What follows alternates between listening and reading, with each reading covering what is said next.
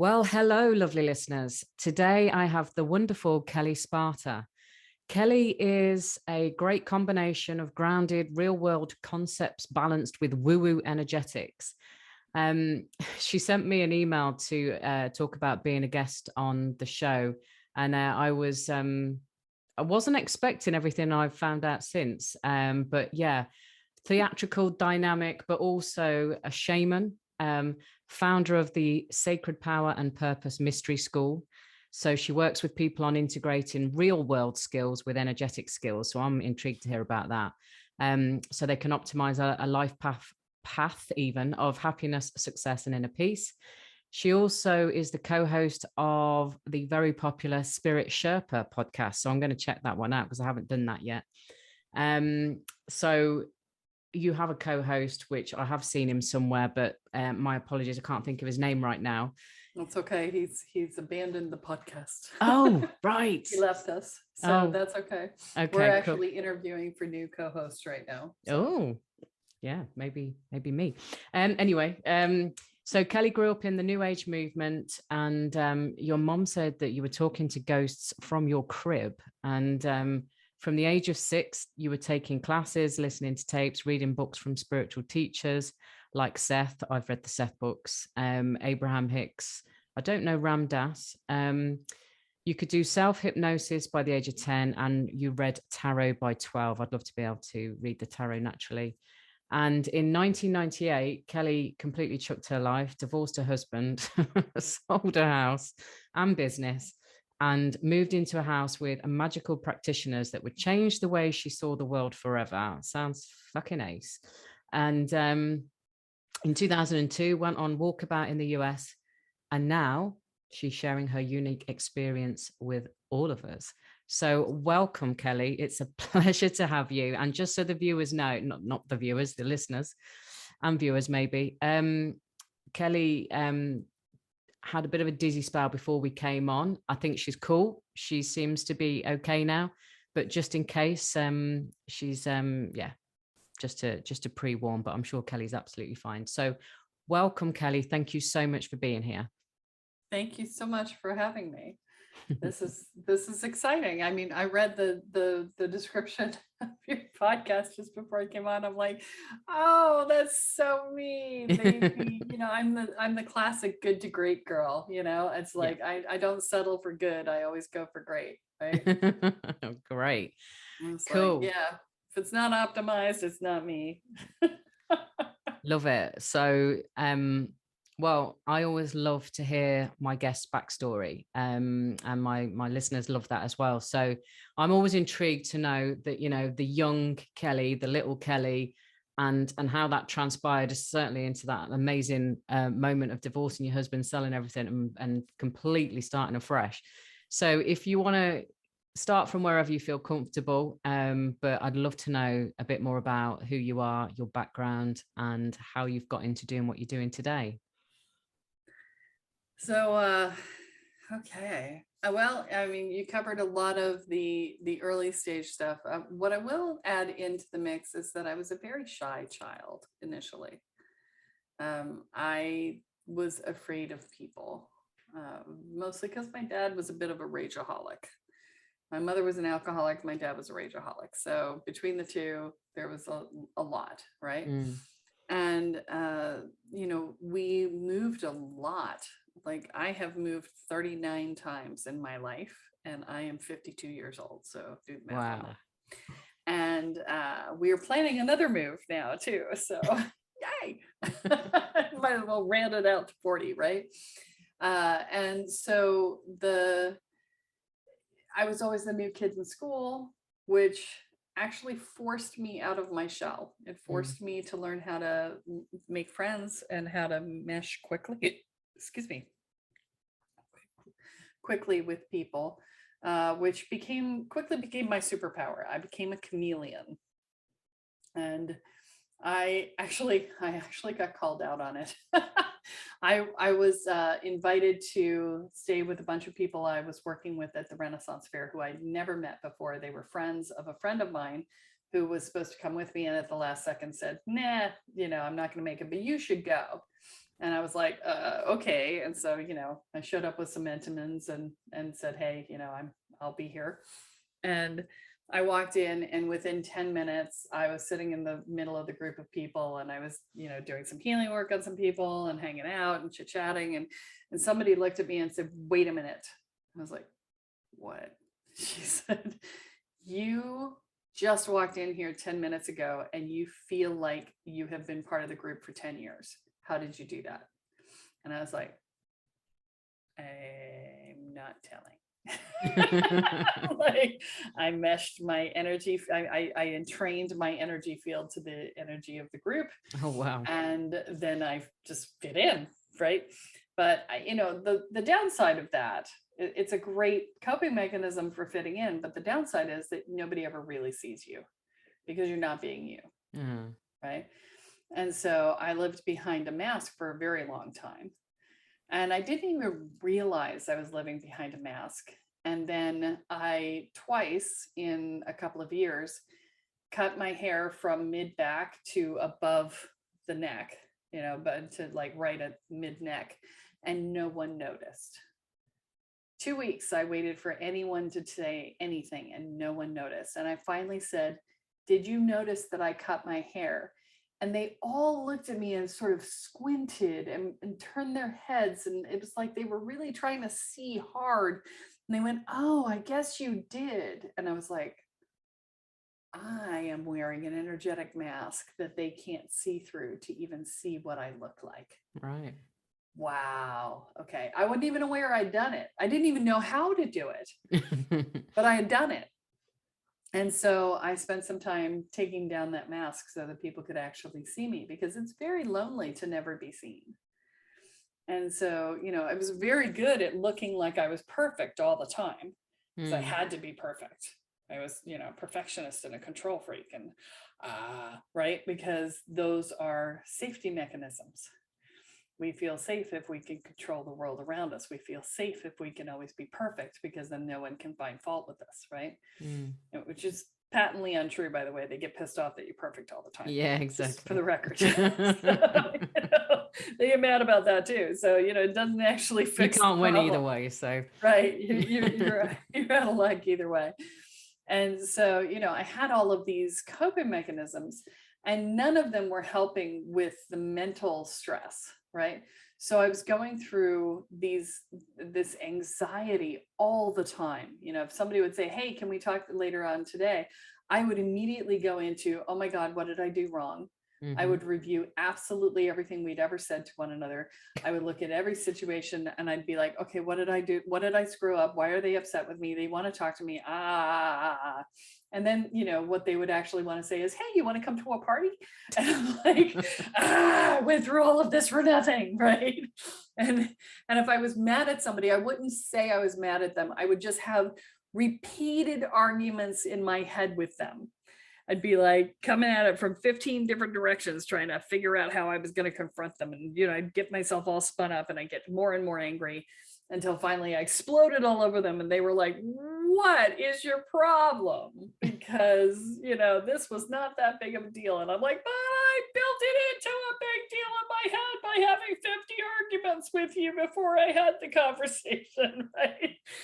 And it was all of these things of my own making, because I was so stressed out and I was so worried that somebody would find me to be not good enough, which is what I inherently believed myself to be, which of course is why I had to be superior, right? So if you've got this superiority thing going on, like I did, then, it got you through. And in fact, in high school, I had an English teacher who when I moved from Maryland to the border of Mexico and California, I came in with all of these nice clothes and I'd just gotten my hair cut and my contacts, and suddenly I looked like one of the popular girls, but nobody knew that I was the nerd in Maryland.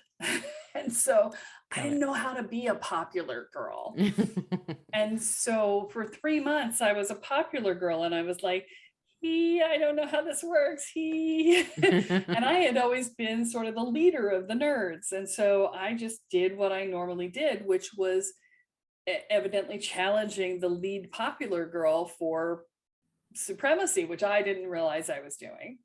And of course, she immediately smacked me down. Yeah. And like spread rumors about me and blacklisted me from the popular crowd. And it was bad. It was so bad that a guy asked me out after high school and he said, "You would not believe the pressure there was to not even speak to you." Really? And I was like, yes, I would. Right? I totally do. It's crazy, isn't it? This particular English teacher would participate in beating on me in class every now and again.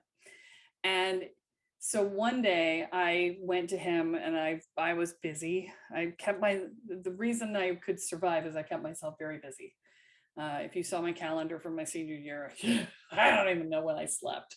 But I had asked him, I said, "Can we assume that since I've gotten an A in every single paper that you've given me for the last year and a half, that I've mastered writing to your satisfaction?" And he's like, "Sure." And I said, "Can we assume that since there are other ways to prove that I've read the book, that I've read the book?" And he's like, "Sure." And I said, "So then can I skip the papers?" He said, "Not unless you want to fail." And I was like, "But that's not fair, right?" And he took me into the guidance counselor's office and said, "You have a superiority complex and you need to get over yourself. Right. And that's why you're not getting along." And I said, "No." I said, "I don't need to get over my superiority complex. What you need to recognize is that you're participating in bullying. And the only thing that's allowing me to survive the bullying that I am experiencing is my superiority complex. And the knowledge that this is a small town and I will shake the dirt off of this small town when I leave for college and I will never look back. And you people with your small minds don't matter to me." And I said, "That's the only reason that I'm surviving this. So you need to leave me alone." And which for 16 was like, yeah, wow, stunningly self-aware, right? mm, And he didn't like that answer. So I bet. go figure. That went Right? down like a shit sandwich. It really kind of did. But this is you asked to know about the little known facts of my life, and this is the little known facts of my life. So and so I went. So what I discovered later, much later, is that one of the processes that an apprentice shaman goes through is a shunning. There's always a shunning. There's always a time when you are shunned from your community. Oh. And it is a test of your resolve and your ability to speak truth to the wow. community. And that they literally used to bury apprentice shamans in the ground up to their neck. And the tribe would come by and spit on them and call them names and, abuse them in an effort to break their will. Because if it could be broken, then they were not worthy of being the shaman. And that was my experience in this 2.5 years of this high school. That's interesting. Just to slightly interrupt. That immediately took me to a moment in my life, and because the shamanism fascinates me. I've done one ayahuasca and wachumu ceremony. Wachumu, is that how you say it? But the cactus. And yeah, it wasn't what I was expecting. And will I do it again? Probably. But I'm fascinated with shamans and all of that. And I've often thought that I quite like the idea of doing it myself. And I actually started to sort of prod that about a year ago, but I've done nothing with it. But the shunning thing, was a massive thing when I was about 22, 23. That happened to me massively, broke my heart. And yeah, you either sink or you swim, don't you? And I definitely swam. So I just needed to say that because like the shunning for you, so you sort of said to him, "This is where I'm at, piss off," basically. Right. Basically. And that basically got you. So is that what you're saying? That got you to that status of being spat on by the tribers or whatever? Well, I was already at the state of being spat on. Yeah. Yeah. So, it was nonstop. I mean, the girls who had been my best friends spread a rumor because I was out sick for 3 days with the flu. They spread a rumor I'd had an abortion. I mean, you want to talk about You know, they did everything they could to make my life miserable. And, you know, it was a it was bad enough that I considered suicide. God. Not because I actually considered it, but because I thought it's bad enough I should consider it. Right? It was one of those things. I was like, Yeah. this is bad enough, I'll consider this. And I went, screw that. I'm not giving them the satisfaction. Yeah. And I was like, I'm out. No, I'm like, I can survive anything for another year and a half or whatever it was by that time, 2 years. And I was just like, yep, I will just weather the storm, and I will continue to do whatever I want to do in spite of all of this. Yeah. And it really hardened my resolve to not care about what the average person thought of me in that space. Now, it did not harden my resolve against caring about what the people I care about thought of me, right? I was still very subject to that. Yeah. Right. And so the people I cared about, I was really subject to, especially since so many people were against me in other spaces. And so, but it was part of the shamanic initiation that I wasn't even aware that I was having. I was going to say, I'd never even heard of a shaman at that point. No. Right. Didn't even know what it was. So it wasn't for another 10 years, 12 years before I had even heard of a shaman, maybe more, right? Almost 15 years, right? And so, you know, you don't realize what you're going through, and you don't realize the spirit is claiming you. And, you know, people often say, oh, well, I think I might want to be a shaman. And I always say, don't. Yeah. No, I just don't. It is like the hardest thing ever, really, to be a shaman, because it is a constant state of must do your work. You know, right, the spirit will just be in your face all the time. They're just like, okay, next, because they're constantly trying to strip away and clear the limiting beliefs and to make you deal with your shadows and all of that, because that's what it means to be a shaman, is to do your work. And so long as you claim that you are either a practicing shaman, and I want to define the difference between those terms. There's a practicing shaman, and then there's a shaman. Practicing shaman is someone who is training to be a shaman, but has not yet been acknowledged by another shaman as being a shaman. Okay. You literally cannot call yourself a shaman until another shaman, whether it's your teacher or not, another shaman has to look at you and say, oh, you're a shaman, right? And for me, I got my acknowledgement kind of sideways, right?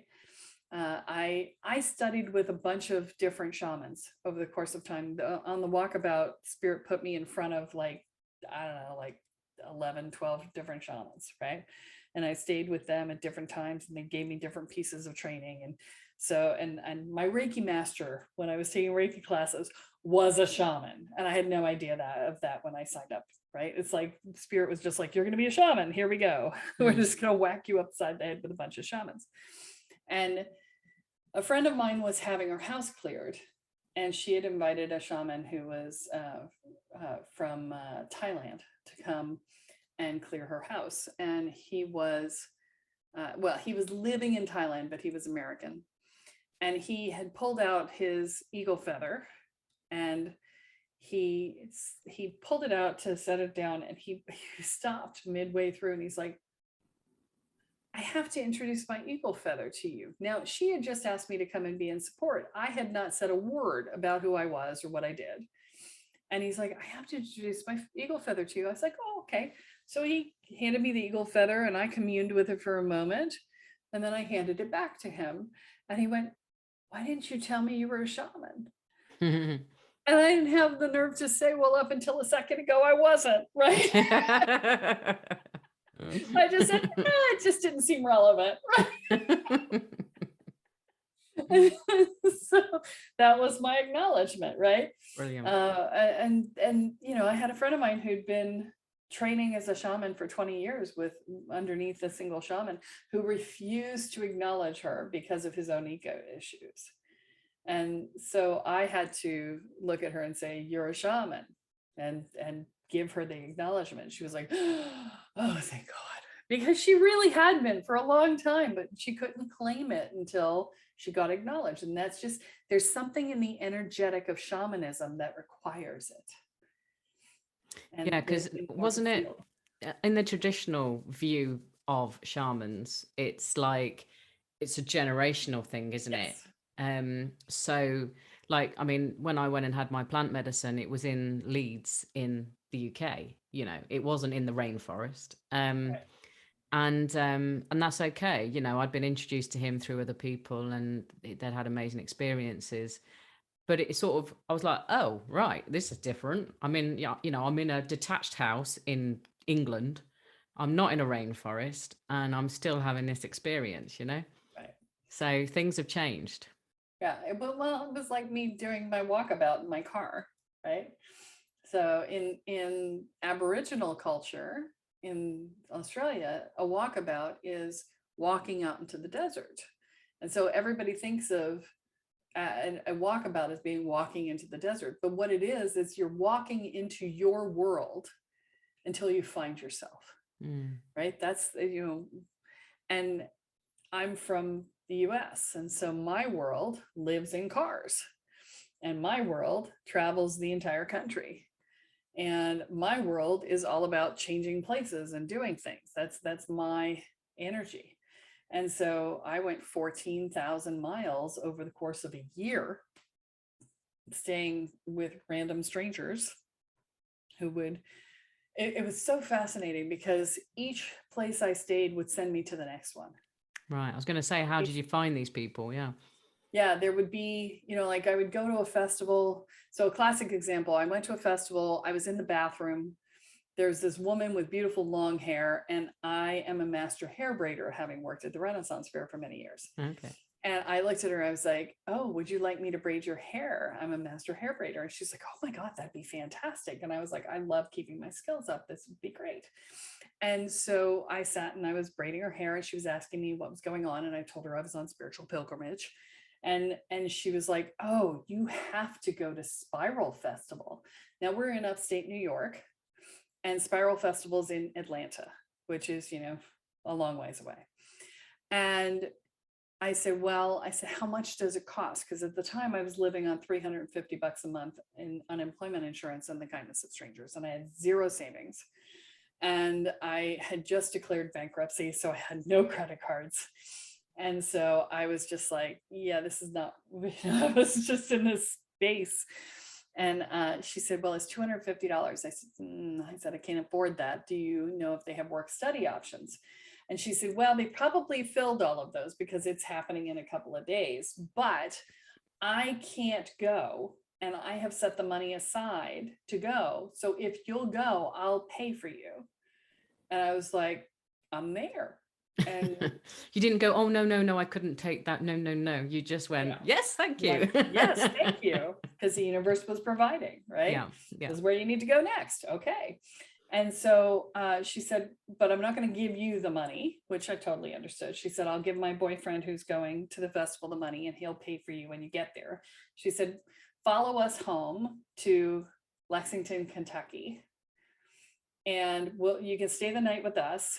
And then we're going to go and pick up a friend on the way. And then you can caravan with my boyfriend to the event and he'll pay for you to get in. And I was like, okay. And so that's what I did. And as it turns out, the friend they were picking up became my best friend and is someone I still work with in my programs. And I met her on her doorstep as we picked her up for this thing. We ended up rooming together at this festival. So I really needed to be there because she and I were meant to work together, right? Mm-hmm. And so that connection was there. And if I had not said yes, I wouldn't have met her, right? And so, you know, it was like that. Each place I stopped gave me connections to the next place, right?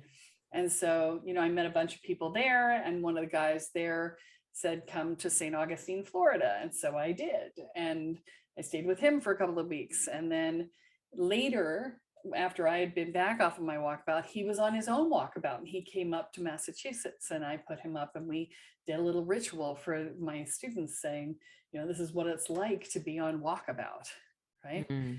And so, they wanted an experience of it. And so we created this really awesome, walking experience of what it's like to be on walkabout, which is, we gave them a pile of stones, and we said, okay, take all your hopes and dreams for the future and put them into your stone. Pick a stone that resonates and focus on it. And when you've put all your hopes and dreams into the stone, one person at a time, come down the stairs, knock on the door, and you'll be let into the room. And so they did that, and they opened the door, they closed the door behind them so nobody could hear what was going on upstairs. And the gatekeeper at the door said, you're stepping out in faith, and you're trusting that the universe is going to take you where you need to go. So I'll take all those hopes and dreams now. And they had to hand over the stone. And for some people, it was like, oh yeah, that makes sense. For other people, it was like, oh my God, what do you mean you're taking my hopes and dreams? And so that was a big deal for them, right? And then they would move on to me, and I would say, you don't get to know where you're going when you're stepping out in faith. So put this mind, I had a blindfold. So it's like no light, anything. It's got foam around it, right? And we're going to go on a trust walk. And so I walked them outside on a trust walk, and I took them over very rocky ground where I had hold of them very tightly and made sure that they weren't going to stumble. I took them over very smooth ground where I led them by a single finger. I had them interact with this big boulder where they would have an experience of, interacting with something that they didn't know what it was. And I took them out into the forest, and I let them go, and I walked away for a minute and let them be still. And then I called to them, and they had to come to the sound of my voice, because these are all the ways that the universe talks to us, right? Okay, right. Sometimes it talks to us very loudly and has us by both hands because we're on rocky ground. Sometimes it's a single finger because we're on smooth ground. Sometimes we need to sit still and wait for the sound. And one of the students had a hard time hearing his guides. He was convinced his guides weren't talking to him. And he was the only person that I screamed his name, and he did not hear me. And I had to literally go and get him. Really? Right? Because when you're standing in that space and you're taking on the archetype of the universe, you are having the experience that the universe is having with that person. And so I got to reflect that back to him at the end, saying, you were not listening. You were so not listening that I was screaming at you and you did not hear me. I had to come and get you and take you. And then I would take them to a certain point, and I would say, okay, now you've learned how to follow. Now it's time to lead and trust that I will not let you fall. And some people would wander around, and one person turned around and danced with me, which was fantastic, right? And then at some point I would grab them and say, okay, come with me again. And I walked backwards up the stairs to the deck. And they all, to a person, said that before their feet hit the bottom stair, they thought I was levitating. Okay. And then, we walked up the stairs, and I placed them in front of the final person, who was the guy on walkabout. And he took the blindfold off and handed it to me so I could sneak back down and go do the next person. But they were blinking and trying to take in all the sunlight because their eyes had been dark for so long. And they resolved, and they saw him instead of me. And his message was, the universe has many faces, and messages come from many places.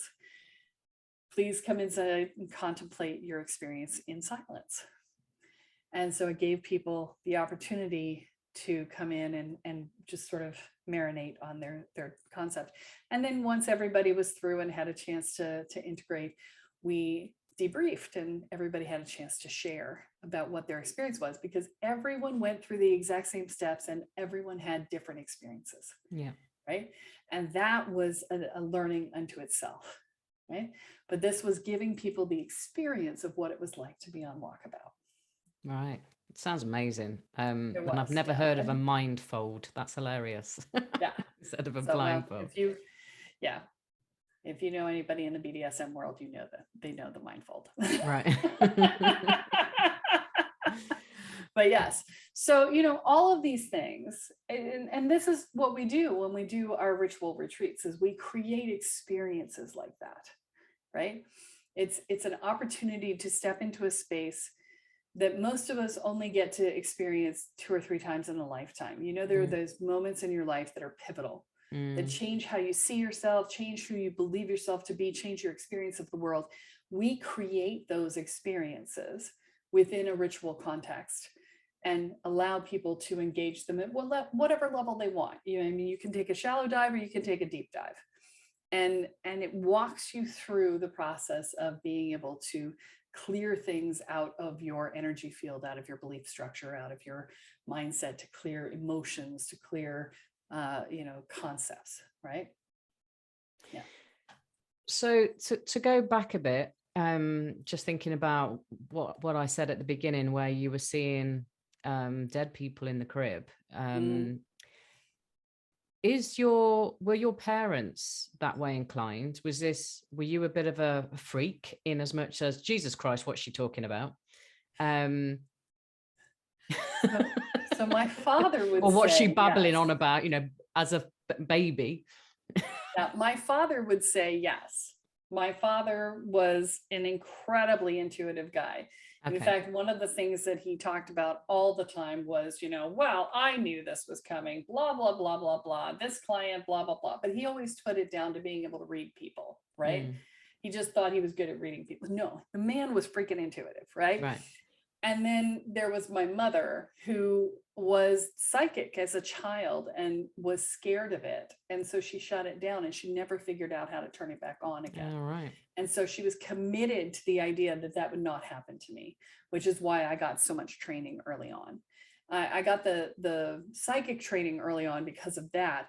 I got the personal growth training early on because my parents got divorced when I was 5, and my mother was trying to fix her life.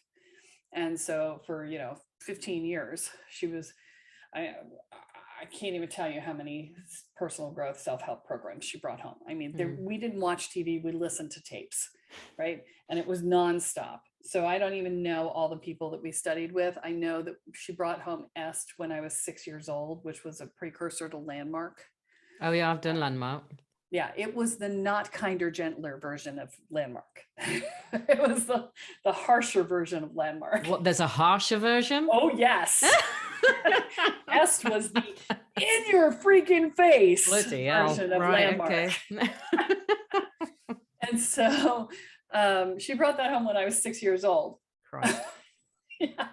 So there was so many programs. And, the very interesting thing, because I also added to the mix so I had built the perfect life for myself. By the time I was 28, I had built what they quote the American dream, right?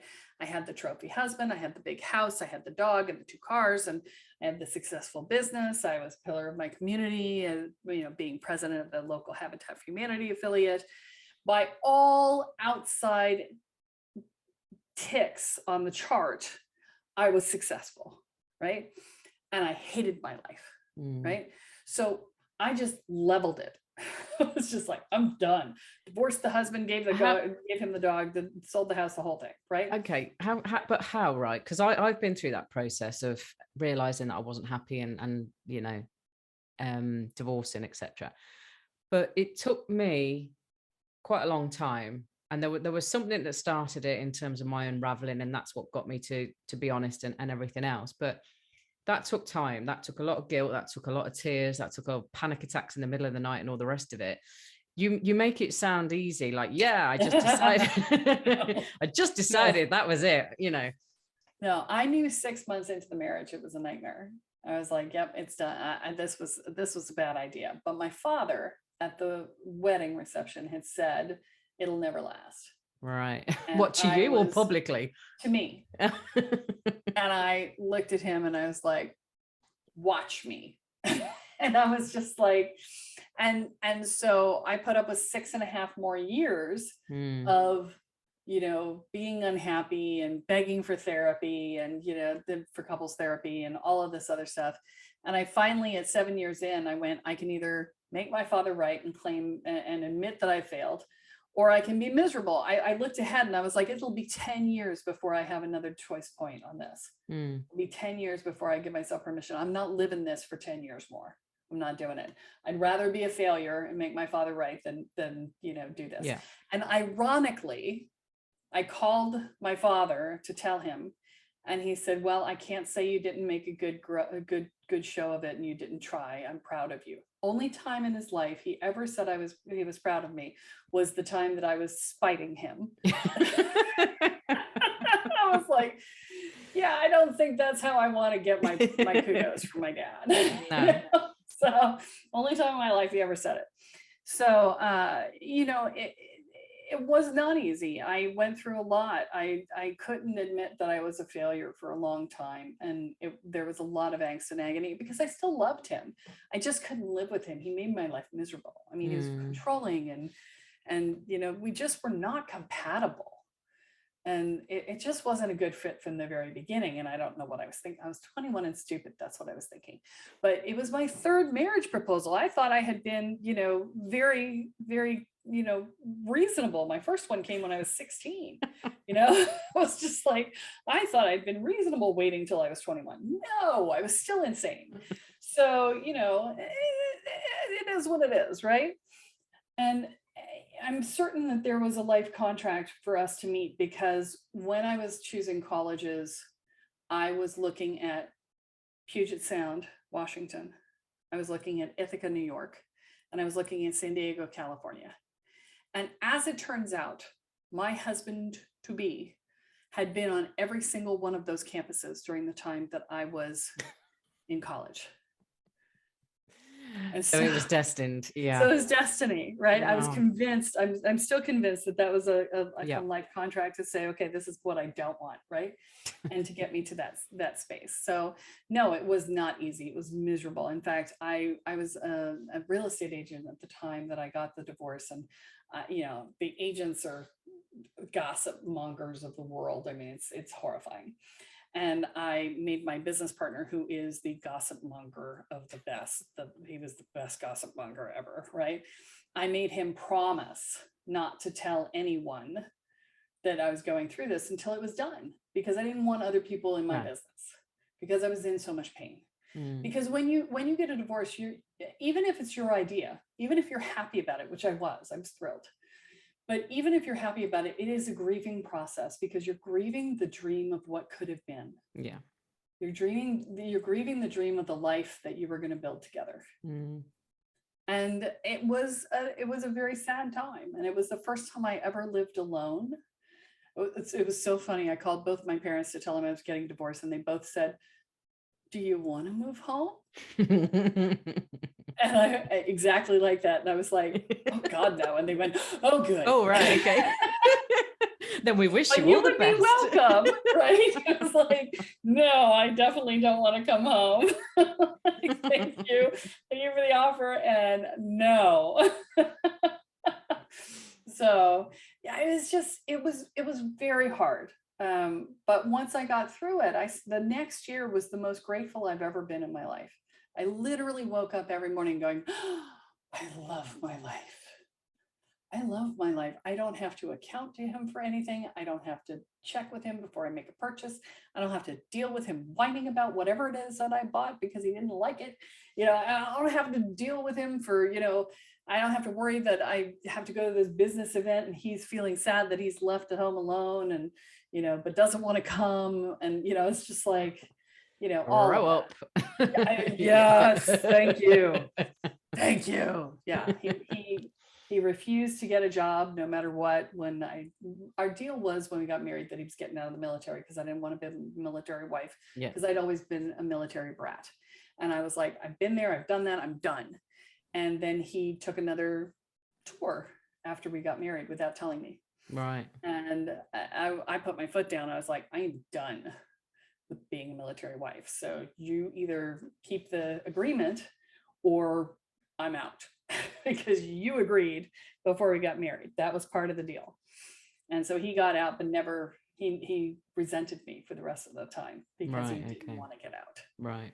And I was like, So yeah, that didn't go well. No. So, there was a lot. It's a lot, right?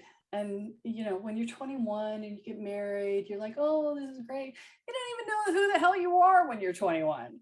Hell, I barely knew who I was when I was 41. I was going to say, yeah, I was 35 when I got married. And, Yeah. I think my baptism of fire was from the age of 36, really. That's when life began for me. So, yeah.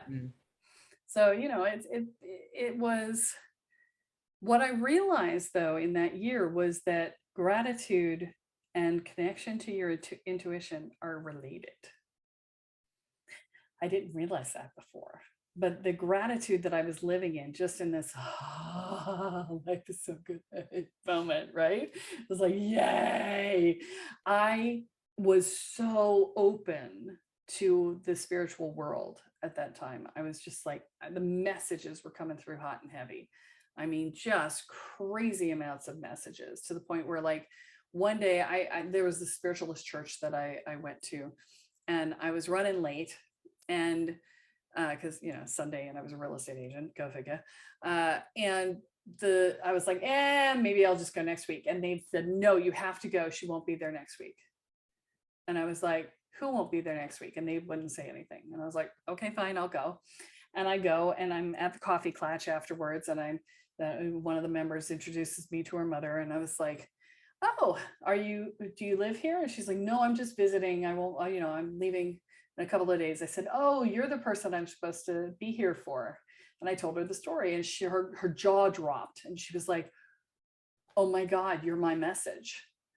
And I'm like, what? She said, I asked for a message to say whether or not my decision was right. And she never told me what the decision was, but she said, I asked for a message, and you're my message. I'm like, okay, you're welcome.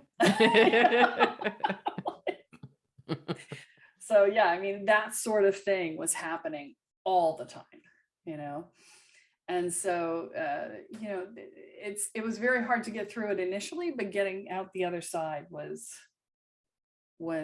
a beautiful thing. Yeah, it's just relief, isn't it? Once you've got out of that space, it's just complete relief. It was such agony making the decision. Yeah. And then when you make the decision, it's just like, oh, thank God, I'm done. I know. Like, yeah. So you basically left, sold up, and then, so what was so you were a real estate agent at this point, and what was the gap between then and going on walkabout and being, becoming a shaman? So that's when I moved in with the people I met at the Renaissance Fair. Yeah, so right. I actually bought a smaller house in Connecticut. So we had been in a larger house, and I bought a smaller house, which worked out to be across the street from a Revolutionary War fort. And there were reenactors who came in and did a reenactment of the Revolutionary times across the street from my house. And of course, I walked over and was like, hey, I used to work the Renaissance Fair in California and blah, blah, blah. And they said, oh, are you working King Richard's? And I was like, there's a Renaissance Fair here? And they went, oh, yes. And I was like, I'm in. And so I showed up the first day. I paid to get in, wore my costume, showed up and walked around to the booths, found the hair braiding booth, which was a hair wrap booth. And said, hey, I work the Renaissance Fair in California. I'm a hair braider. Do you need a hair braider? They're like, yeah, we'd love to have hair braiding services. I'm like, awesome. They're like, I figured we'd start next year. And they were like, oh, no. Can you start next weekend? Like, yeah. So I met all of these people that I would end up living with within a couple of weeks of that. And that was, the reenactment was a couple of months after I moved into that new house. So by the time I was 4 months into the house, they were coming to me, I was going to them. We were actually doing a magical circle together by that time. And then I, rented out the house. I moved up within like 3 months of meeting them. I moved into this big Victorian house that they had.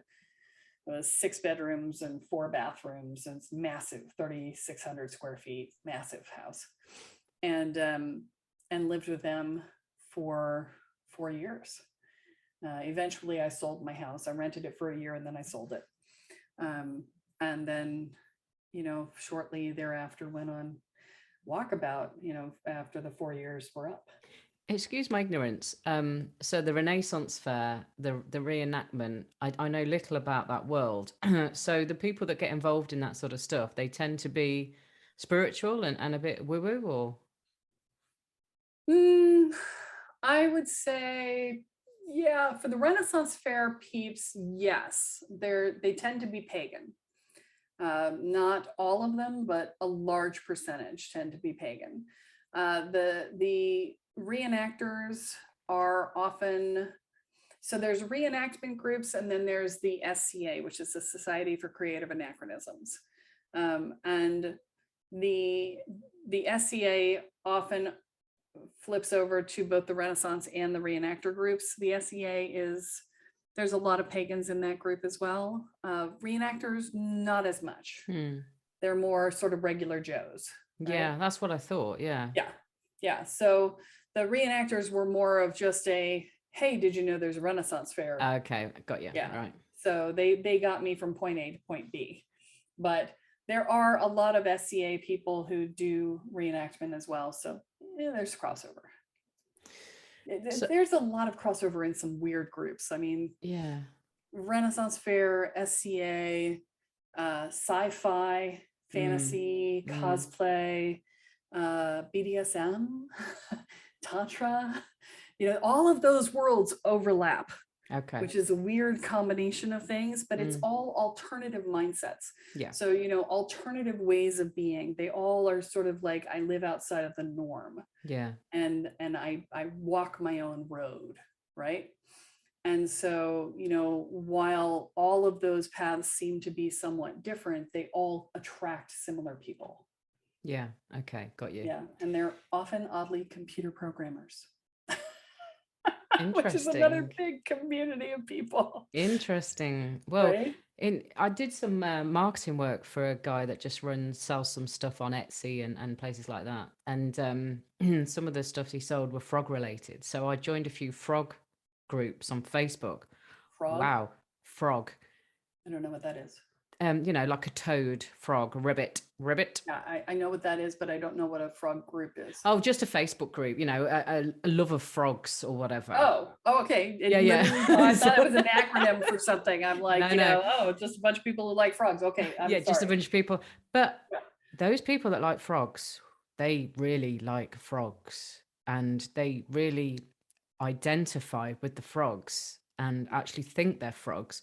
It opened up this whole world that I didn't even know existed. I didn't stay there very long. It wasn't my tribe, but it was like, wow, and all of this stuff goes on in different pockets of the world, whether it be frogs or God knows, or computer programmers or whatever. And yeah, it's fascinating.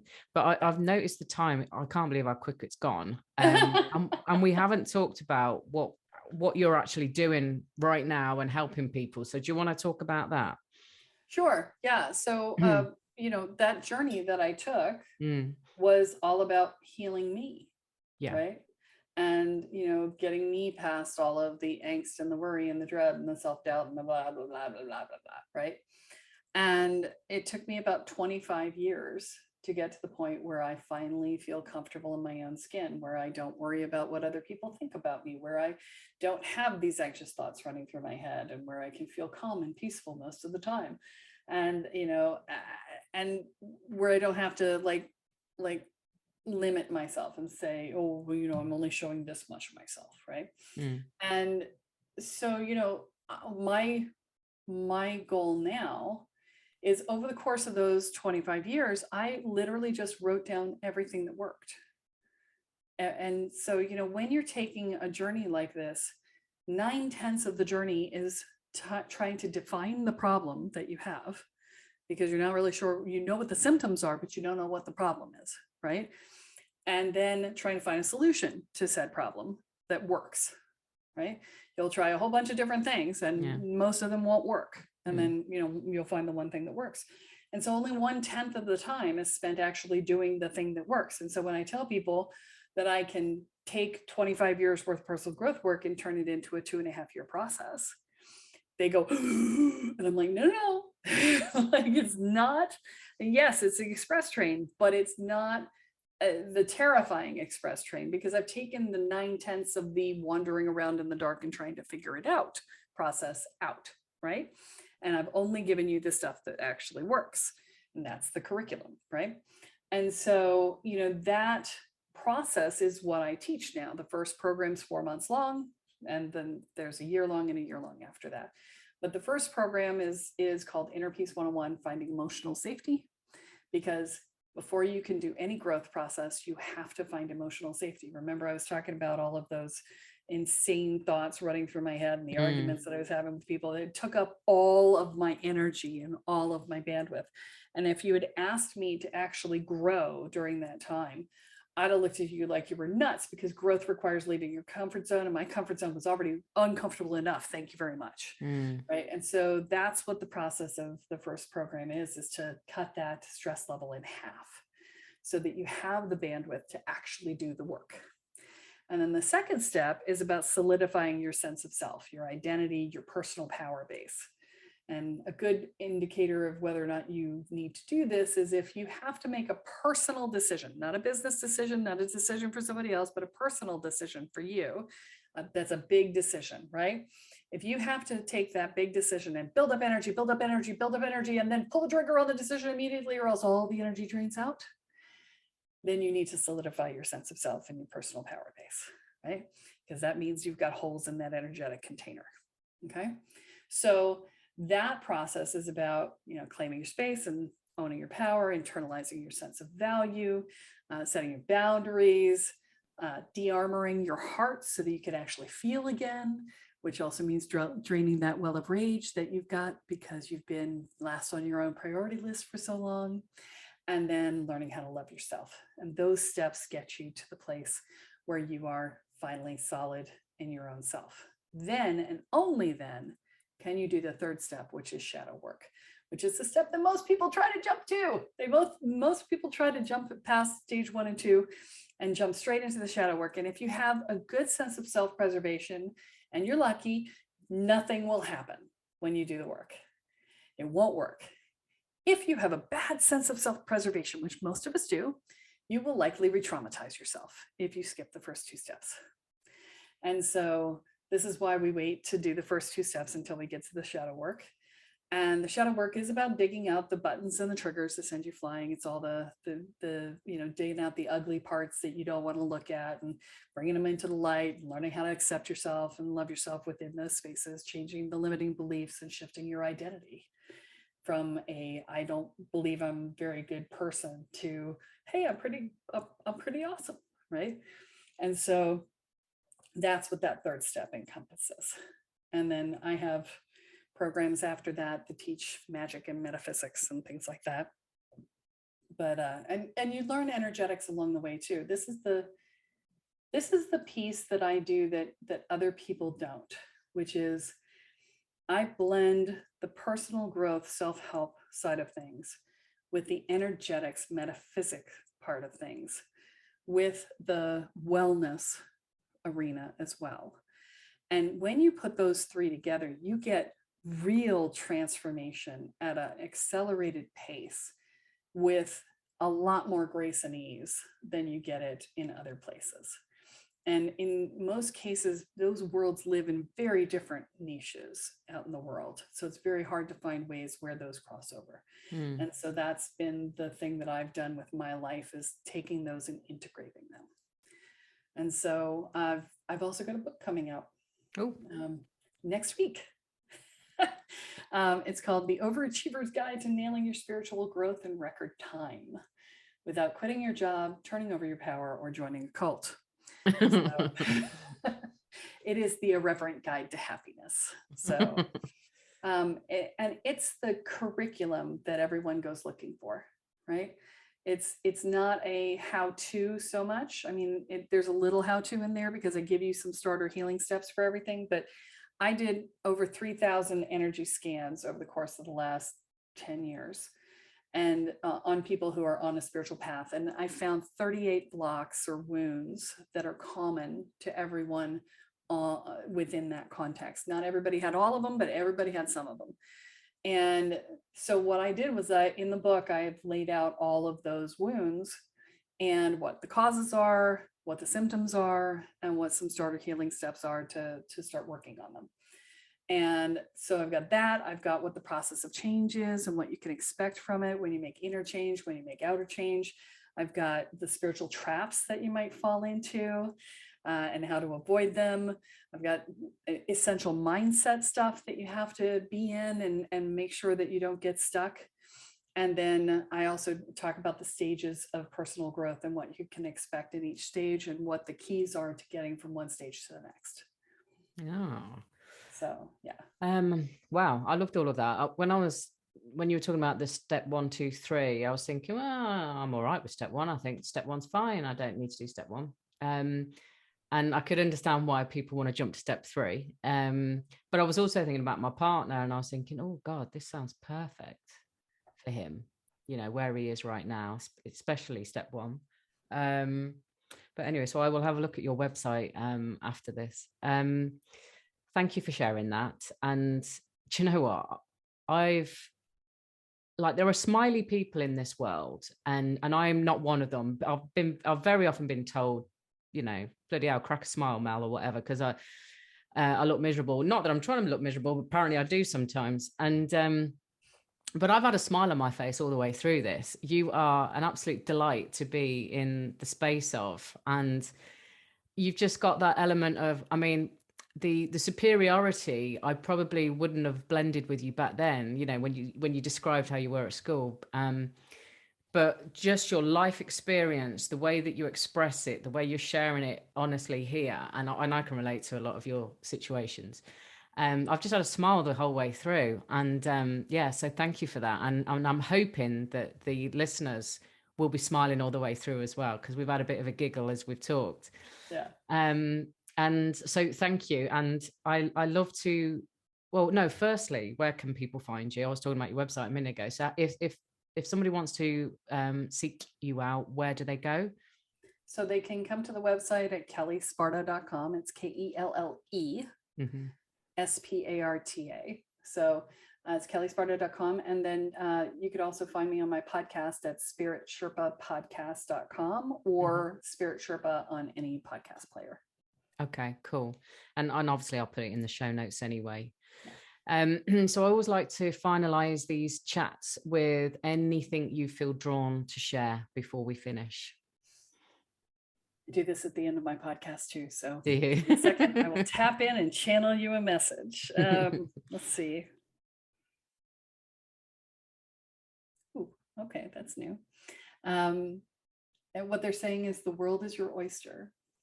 The world is your playground. Stop treating it like it's something hard and distasteful and something to endure. Life is meant to be enjoyed. It's meant to be reveled in. It's meant to be embraced and sucked up with luscious, excitement, right? and it's not about the world around you that creates that. It's about your attitude that creates that. So stop waiting for the vacation or waiting for the experience to create it for you, and instead create it for yourself through your attitude and your intention. Oh yeah, absolutely. Yeah, I think in the world of The Secret and the law of attraction, a lot of people sort of sat, in the lotus position, expecting things to fall in their lap. And obviously, you've got to do something to make that happen. So well, people miss the point of The Secret. The Secret was not a how-to. The Secret was an awareness raiser. Yeah. The how-to is far more complex. Yeah, damn. If you want to know the secret of The Secret, then go listen to Abraham Hicks. Yeah. That is where The Secret came from, is from the teachings of Abraham Hicks. And so, go listen to Abraham Hicks. There's hundreds of thousands of hours on YouTube, I'm sure, because she's been channeling for as long as I've been. Yeah, it was mid-80s, I think. Years. So, she's been channeling this stuff for 45 years. They've got everything up there. So, yeah. Yeah, absolutely. Well, thank you again, Kelle. It's been a real pleasure. And thank you for your time and your shares. And I know that this will be a popular episode. Awesome. Thanks, Mel. Thank you.